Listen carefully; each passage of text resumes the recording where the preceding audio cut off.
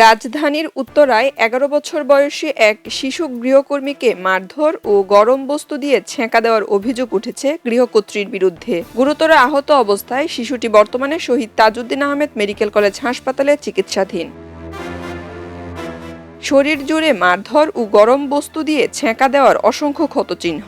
কোনো ক্ষত শুকিয়ে টান ধরেছে, আবার কোনোটি এখনো দগদগে। মেয়েকে নির্যাতনের অভিযোগ করেন মোহনার বাবা গুলাম মোস্তফা। ইসলামে সাকত নিছে। হ্যাঁ বলছে 5 বছর থাকে, আমি 5 বছর আমার যুগ আগে সমস্যা নেই, আমার মেয়েদের ক্ষতি না। ইসলামটা ওদের বাসায় আছে, আইডি কার্ডের ফটোকপি ওদের বাসায় আছে। আমার মেয়ের জন্ম নিবন্ধন কাগজ চাইছিল, সেটা আমি দেইনি।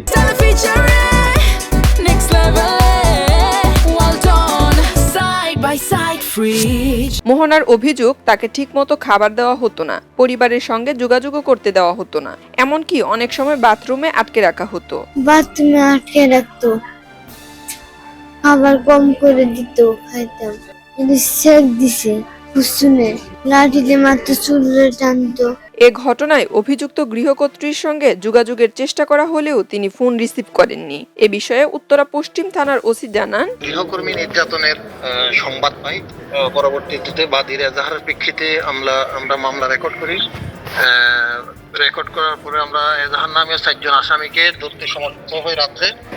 আজকের যথাযথ আইনি প্রক্রিয়ার মাধ্যমে আমরা বিজ্ঞ আদালতে প্রেরণ করি। 2 জনের নাম এজাহারে উল্লেখ ছিল, আর 2 জন অজ্ঞাতনামা। আমরা 4 জনকেই গ্রেপ্তার করতে সক্ষম হয়েছি।